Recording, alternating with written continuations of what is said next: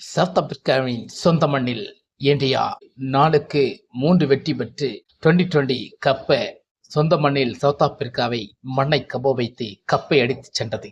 இன்றைக்கு Suryakumar Yadav super captain, நல்ல தரமான கேப்டன் என்று இன்னைக்கு நம் இந்திய முழுவதும், இந்திய ரசிகர்கள் முழுவதும், இந்திய கிரிக்கெட்டர்கள் மூலமாகவும் அதை வாழ்த்தப்படுகிறது, பாராட்டப்படுகிறது. இதை பற்றி நம்ம இந்த வீடியோவில் தொடர்ந்து பேச போறோம். இன்னும் ஒரு ட்விஸ்ட் இருக்கிறது. இந்த இடத்தில் சஞ்சு சாம்சன் நிச்சயமாக 2 சதம், 4 போட்டியில் 2 சதம் அடித்திருப்பது மிகப்பெரிய ஒரு சாதனையாக பார்க்கப்படுகிறது. இந்த சஞ்சு சாம்சனின் வாழ்க்கையை, இந்த சஞ்சு சாம்சன் கிரிக்கெட் வரலாற்றை டோனி, கோலி, ரோஹித் சர்மா அதை தகர்த்து விட்டார்களா என்ற ஒரு கேள்விகளை இங்கே எழுப்பப்படுகிறது. இதை பற்றி நம்ம இந்த வீடியோவில் பேச போறோம். வாங்க வீடியோக்குள்ள. சட்டம் ஒழுங்கு சரியில்லாமல் இந்தியருக்கு சாவை கிடையாது என்ற இந்தியாவின் வரலாறு. சவுத் ஆப்பிரிக்காவில் இந்தியா வின் பண்ண உடனே சூரியகுமார் இடம் எங்கே போய்விட்டது? நான் ஒன்று சொல்கிறேன்.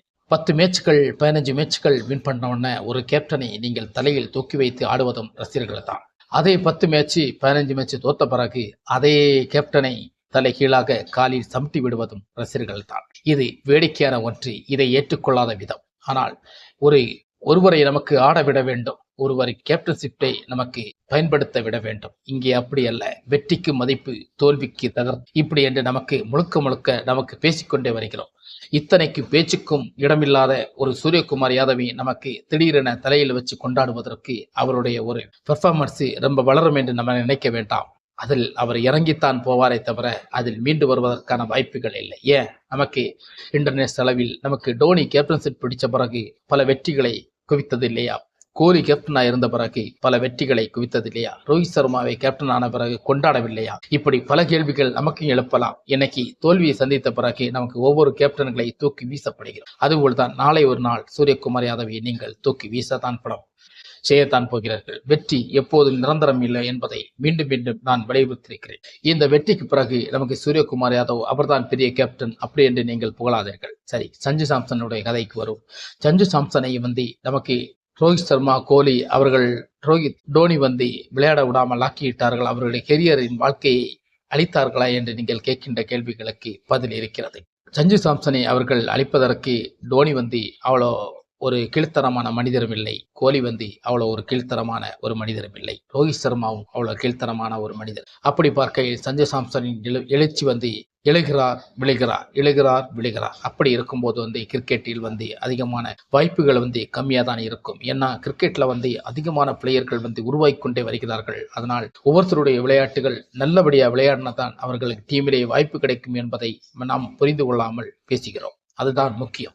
அதற்காக வேண்டி சஞ்சு சாம்சன் வாழ்க்கையை டோனியோ, ரோஹித்தோ இல்லது கோலியோ நிறுத்தி அதை முறியடித்து விட்டார்கள் என்று நமக்கு வாய்க்கு வந்தபடி பேசுவது தவறு என்று நான் சுட்டிக்காட்டேன். இது மிகப்பெரிய தவறு. ஏனென்றால் அவர்கள் பெரிய லெஜெண்டாக இருக்கிறார்கள்.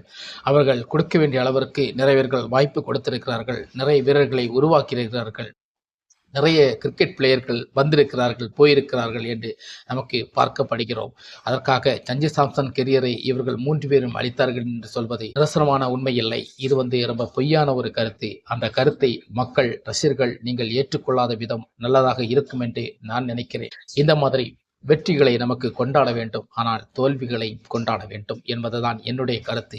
நீங்கள் வெற்றிகளை கொண்டாடுகிறீர்கள், தோல்விகளை துவட்டப்படுகிறீர்கள். இங்கே தோல்வி தரும்போது ஒரு கேப்டனாக இருந்தாலும் அவரை தூக்கி வீசப்படுகிறேன். மிக வரலாற்று சாதனைகளை படைத்திருக்கிறது இந்திய டீம். சவுத் ஆப்பிரிக்காவில் சென்று மிகப்பெரிய உலக சாதனைகளை படைத்திருக்கிறது. 2 பார்ட்னர்ஷிப் 200, 2020 2 பார்ட்னர்ஷிப் 200 ரன்கள் அடிப்பது இதுதான் முதல் முறை. ஒரு மேட்சில் 2 சதம் போட்டது இதுதான் முதல் முறை. ஒரு சீரியஸில் 2 சதம் போட்டது இதுதான் முதல் முறை.